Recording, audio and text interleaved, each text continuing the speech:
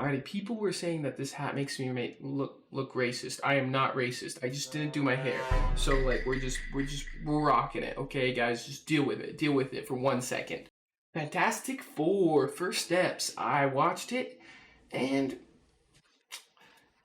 it, it was okay. It was okay. The best way I could describe it, I didn't like the bones. Like the bones of it. Everything else I liked, but just this plot, the story, I guess I did not care for. Stylistically wise, I think they created a really cool world, frankly, that I didn't care for. Frankly, Franklin, that I didn't care for. You get it? You get it? I think the designs of everything were super cool. Some of the shots, whenever they split, boom, film strip, film strip, film strip, the collages, I think were awesome. Like, this movie had sauce. This movie had sauce.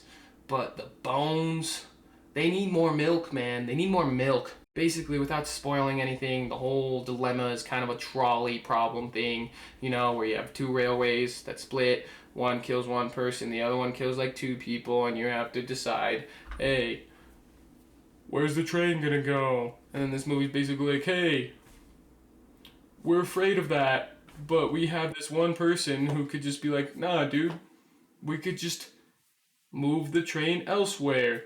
And that's pretty much what they did. And yeah. Alright, getting into some spoilers.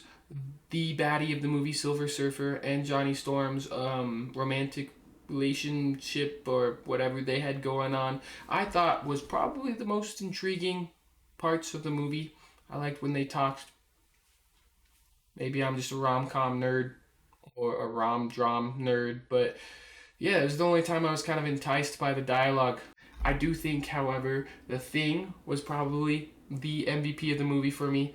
Out of everyone, he was kind of the only Fantastic Four member that actually interacted with his world, which, like, again, I will get into the reasons why I have problems with that, but, like, he was the only one who did that. And frankly, he was the only one who had stakes, and that's what I liked about him. And I think his character deserved more respect. Put respect on Thing's name, bro. Here's the Thing. I just want to say, I think this movie does a good job of separating itself from the Marvel franchise. I mean, it is definitely like a one set off story. I mean, it's literally in a different world, so it makes sense. But it's not something that's setting up a sequel or something that is setting up multiple sequels. It's definitely like a franchise, but this story is whole, which more or less we could argue is bad or good. I think it's pretty cool to see that in a Marvel movie nowadays, especially with every other Marvel movie trying to lead up to a different Marvel movie, which is just getting out of control. This movie does separate itself from other Marvel movies, like even thematically. It's not, action adventure. I feel like it's more towards like the idea of Pixar's Incredibles. I mean, Incredibles is probably heavily inspired by the Fantastic Four, but I feel like this movie is heavily inspired by Incredibles, the idea and themes of family. I mean, they literally have a baby. It just kind of it definitely was more like Incredibles. I mean, it starts off in a similar fashion. Fantastic Four is already established. They're defeating villains all around. They're loved. The only difference is now, they're still superheroes, unlike the Incredibles where they had to go into hiding. And again, I think that's part of the problem with this movie, which I'll tell you in a bit. Then they just deal with one villain, and bing, bong, boom, done. And that's okay. It's cool. So I think it does a good job in kind of defining itself in its own space as a movie instead of just being part of a serialized franchise. Although I feel like this is mostly beneficial to the movie, I also feel like separating itself so far from the Marvel movies that we've previously known has also done it some harm. I think by trying to separate it so much, it just created a world that, frankly, me as a viewer did not really care about, and it didn't really tell me to care about it. I mean, the movie was a world-ending like like Galactus is a world-ending villain, you know. And the whole time I was watching the movie, I just like I kind of wanted to see him destroy the world, you know, go into the other universe that you guys talked about in the first 5 minutes. The movie showed us the world, but it failed to build it. I mean, you could kind of see it with the majority of the Fantastic Four. Speaking of which, spoilers starting now. If I haven't said it, I probably did.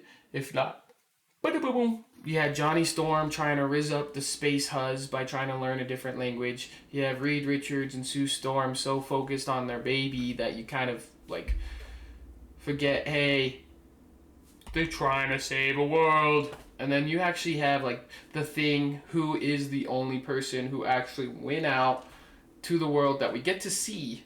You know, we actually get to stay on Earth with him, see him play with kids, talk to a regular human huzz, riz her up a little, and we get to see why we should care about the world. And that's where all of this kind of crumbles, because we end up with this trolley problem of, hey, you need to save the baby, you need to save the world. I feel like it's kind of obvious, just give him the baby, but I get it. It's a family movie. Who cares? You know, I'm not a mom, I'm not a dad. I can't say for it. I can't speak for them. But on the other hand, like, the baby got more screen time. I don't care. I don't give a shit about this world. I kind of hope this ended badly.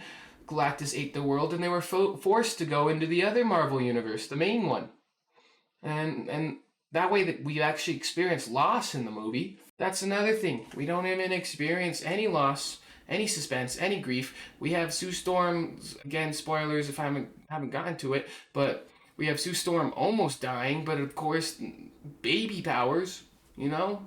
There's a baby, you're not gonna lose your mommy. We also knew the baby wasn't gonna die because it's a freaking baby. Marvel doesn't have the balls to do that. So, like, it's just like, where are we at? I have no emotional connection to this world. We know the baby's not gonna die. We know no one in the Fantastic Four is not gonna die because it's just kind of obvious throughout the whole movie. So where is that? Where are the actual stakes? I think that's the problem with Galactus, is he's just such a two-dimensional villain that I don't think he could ever be properly shown in a movie. But I guess those are my first thoughts about this movie. If you guys did stick around to watch all of this, thank you so much for watching. Feel free to leave a like, and if you watched it, comment below how you felt about it. And yeah, you guys have a good one.